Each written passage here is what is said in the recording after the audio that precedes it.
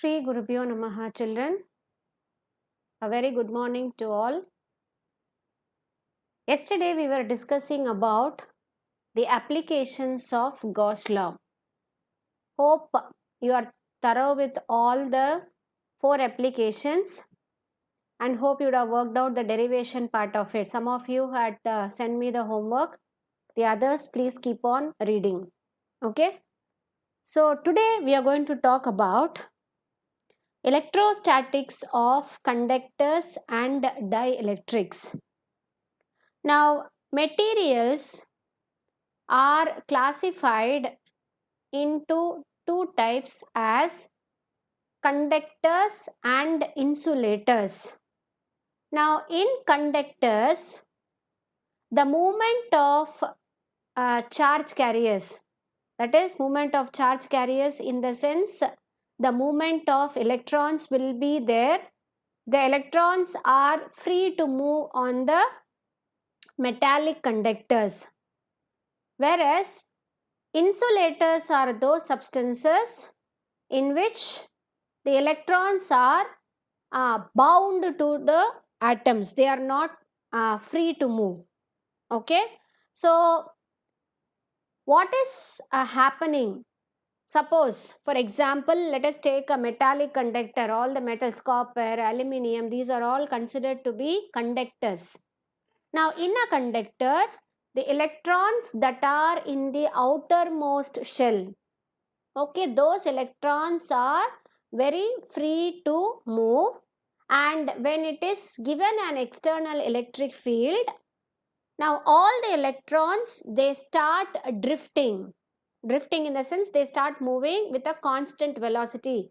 You call that velocity as drift velocity, which we are going to learn in the next chapter. The next chapter is current electricity, where we are going to learn about drift velocity.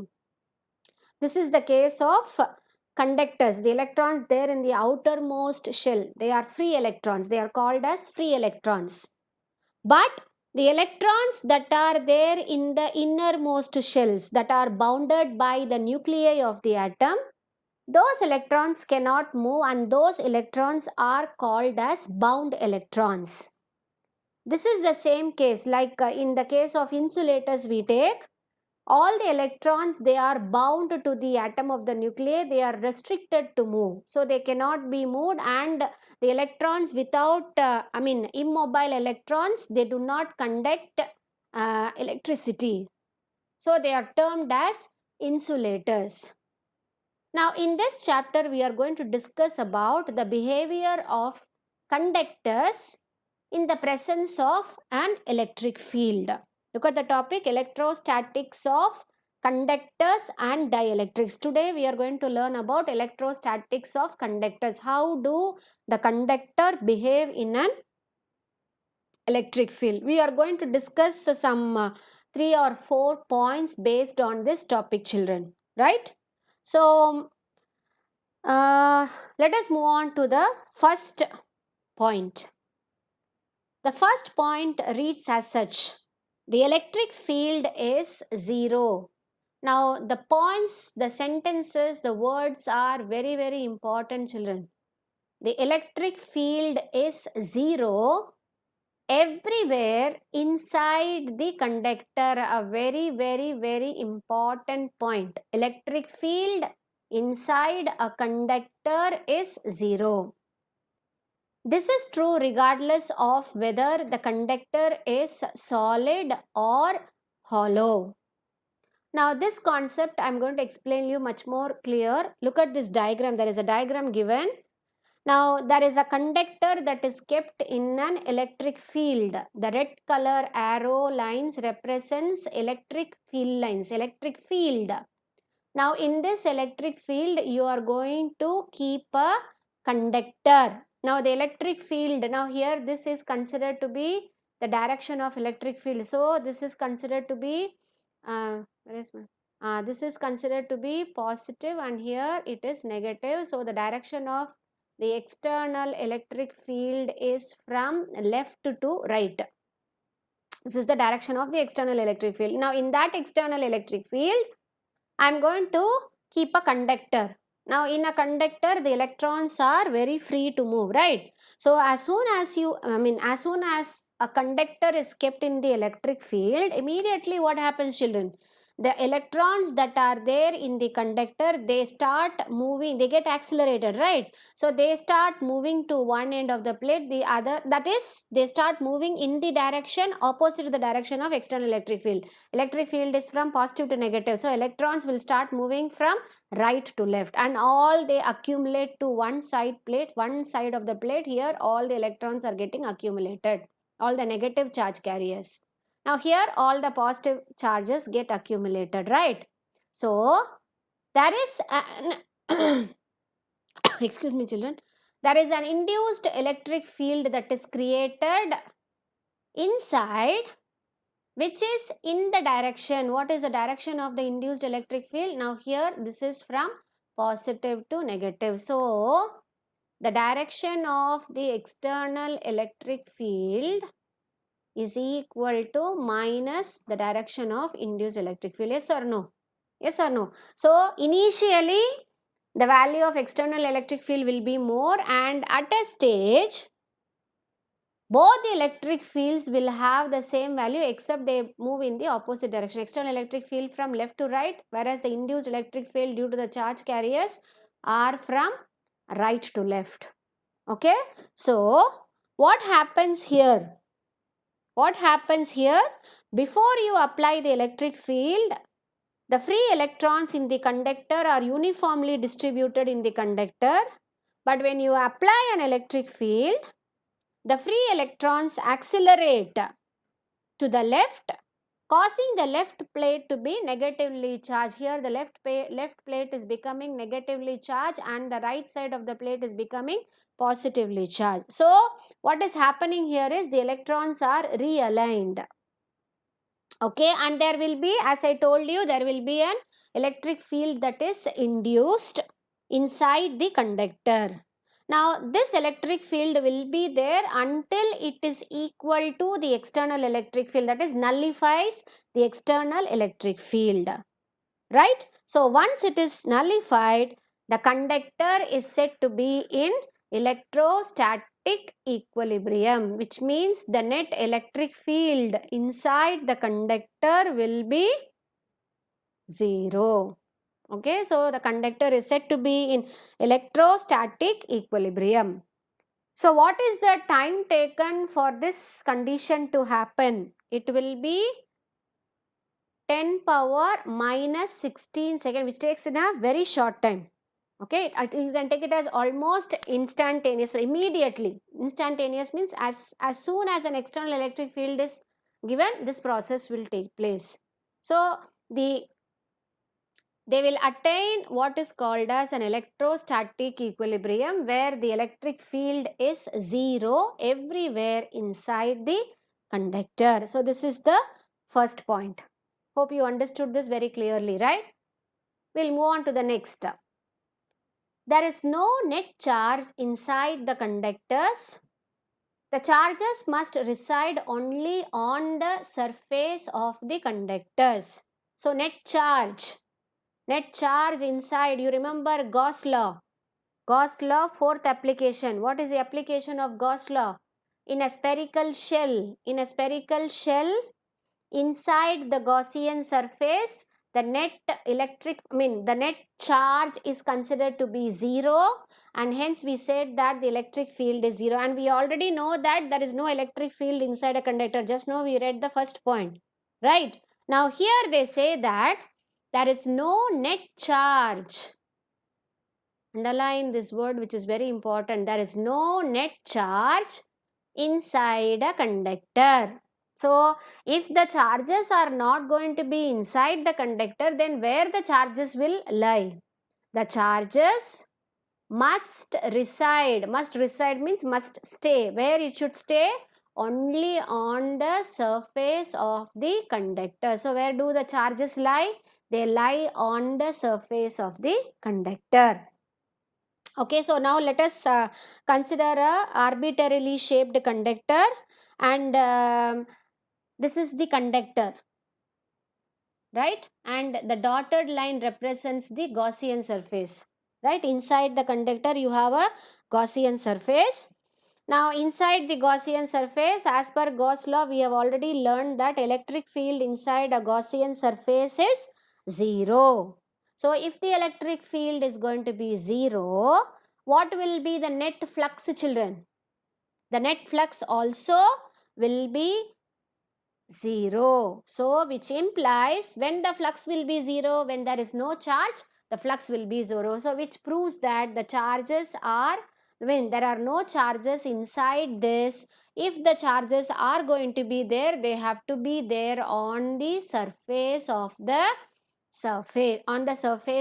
conductor. So inside the Gaussian surface, electric field also 0, net flux 0, no charge is there, charges lie on the surface of the conductor.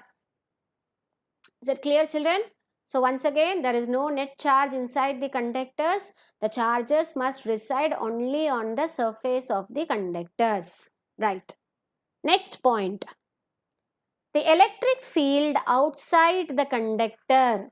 Now we talk about electric field outside the conductor is perpendicular to the surface of the conductor.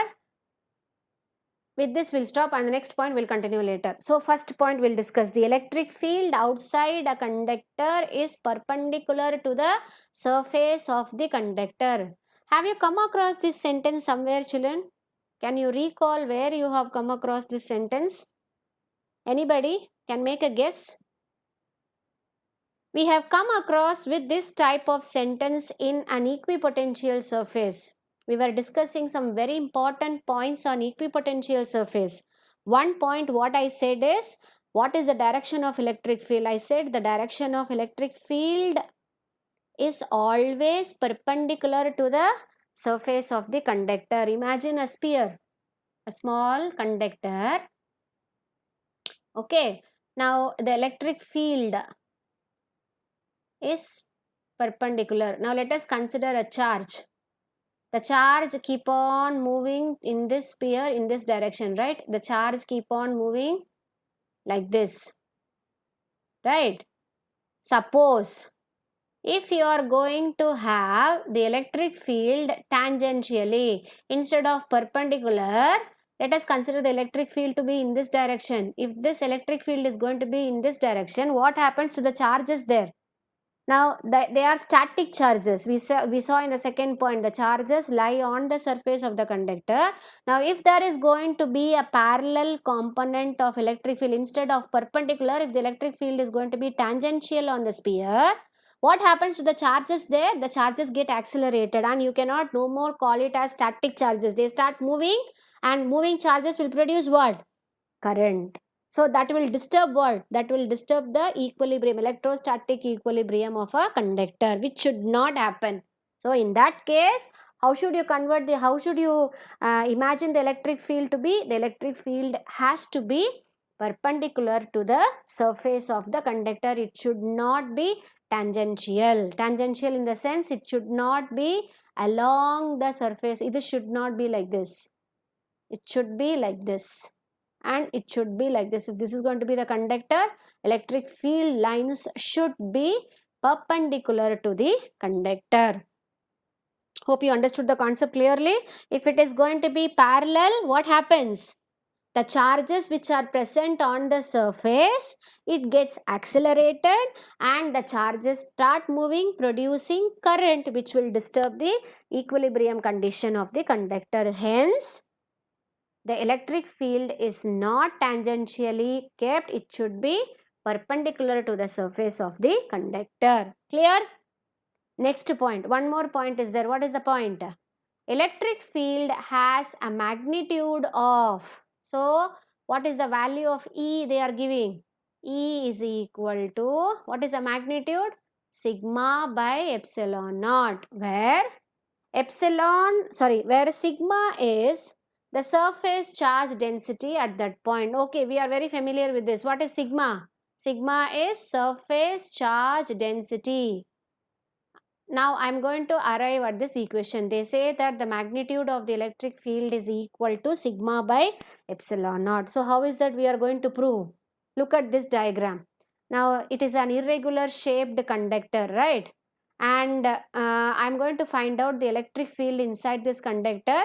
So for a small area element I will take, now I will imagine a Gaussian surface for that small area element. This is the small area element.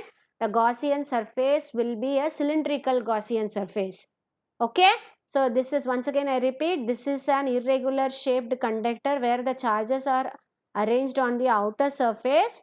Now I wanted to take a small area element, determine the electric field for this. So I will consider a Gaussian surface, which is a small cylindrical surface. Now half of the cylindrical surface is inside the conductor and the half is outside. So inside part of the cylindrical surface does not contribute to the flux, because just now we saw electric field inside a conductor is 0, flux is 0. So no charges will be there on the, inside. Now we are going to consider only the outer part of it, in the sense this. So this is a small area element. Area vector will be normal. E vector is already normal. See the red arrow, that is the direction of electric field. Direction of electric vector also will be along this. So theta will be 0. So I am going to write what is the flux, or what is the flux formula? E dot dA. Okay, flux is E dot dA equal to, what is the value? It is Q by epsilon naught, right? Now here integral dA is A, so I have EA. When I integrate this, I have A, so I have EA is equal to Q is, I know the value for sigma. What is sigma? Sigma is Q by A, right? So what is Q now? Q is sigma into A. So substitute for Q as sigma into A by epsilon naught. A and A gets cancelled. So here is the equation for electric field, which is E is equal to sigma by epsilon naught. And I can also say this electric field is directly proportional to the surface charge density. Am I making you the concept clear? So let us combine these two. The electric field outside the conductor is perpendicular to the surface of the conductor. I have proved that perpendicular electric field is always perpendicular to the surface of the conductor, and the electric field has a magnitude of sigma by epsilon naught, where sigma is the surface charge density at that point. Is it clear? Yes or no? And when I write this in the vector form, I will have the value of, let me write the value of electric field here, E vector equal to sigma by epsilon naught into n unit vector. Okay? Clear? Yes? Any doubt? Okay. Shall we proceed to the next point? The electrostatic potential has the same value on the surface and inside the conductor. We talk about electrostatic potential. Electrostatic potential in the sense V. Okay. So, we all know that the electric field inside a conductor will be 0 and no charge is there.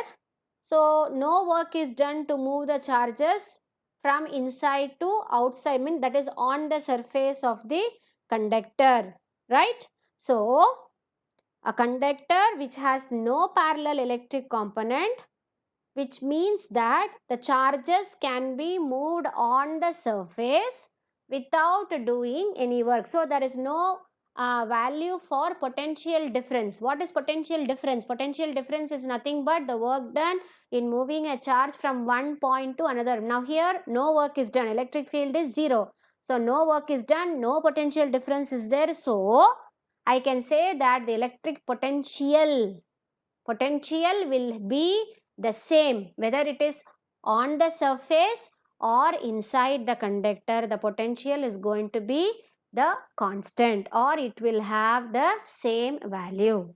Is it clear? So these are the very important points. And one more phenomenon is explained here, which is nothing but call it as electrostatic shielding. So what is this electrostatic shielding? Now let us consider a conductor. Now this is a conductor, children.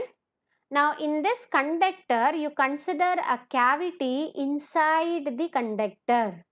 Now inside this conductor, there is a cavity which is represented as here, this white color thing. This is a cavity, right? Now, whatever charges are there at the surfaces, now let us consider that there are some charges that are outside the conductor, and whatever electric disturbances are occurring on the outer surface of the conductor, this will not affect the cavity which is here. Okay, so what about the electric field inside this cavity? The electric field inside the cavity is considered to be 0. Now this cavity, it acts as a shielding, now which protects this area from any other disturbances that is occurring in the surface of the conductor. So this phenomenon is nothing but you call it as electrostatic shielding. Shielding in the sense it acts as a shield, it protects this surface, and the electric field inside this surface is considered to be 0. Is it clear? Now actually we talk about here they talk about, in your textbook they talk about what is called as Faraday cage. Actually it is an instrument which is used to demonstrate this effect, which is called as electrostatic shielding. The diagram is there in your textbook. Actually this Faraday cage is made up of metal bars, right? Metal bars, and whenever an artificial lightning jolt is created, the person who is there inside the metal cage is not affected. Okay, one more example I'll give you, children. Now whenever there is a thunderstorm accompanied by lightning, people will say that don't go and stand under the trees, or you cannot go and stand in the open ground. What will happen if you go stand under a tree or an open ground? If the lightning is going to be very powerful, you will be burnt into ashes, because that is a very high electricity, lightning, minnal. Okay, they say that during lightning it is very safer, it is safer to be inside a metallic body, for example a car or a bus. It is safer to be inside a bus or a car which is a metallic body, rather than going and standing under a tree, because tree is a good conductor. Okay, but what happens there, it is an open space or a tree, there is no protection layer. But whereas when you go and sit inside a car or a bus, the metallic body of the bus, the metallic body of the car acts as a cavity, and if you are going to be inside this cavity, where the electric field is going to be 0. So when you go and sit inside a metallic body during the time of severe lightning or thunder, it is safer to be here, because you will not have the effect. The metallic body of the bus or a car will prevent you against the electric disturbances that is outside. So there is a 3-mark question based on this in your textbook, children. During lightning accompanied by a thunderstorm, it is always safer to be inside a bus than in open ground or under a tree, because the metallic body of the bus, okay, the metallic body of the bus or a car provides electrostatic shielding. So what is important here is the electric field inside is 0, where the electric field is considered to be 0. So when there is a heavy lightning, the charges flow through the metallic body of the conductor and it is sent into the ground. So the person inside the metallic body will be safe. Okay. So these are some of the properties of metallic conductors in an external electric field. So there are 4 to 5 points that have been discussed, children.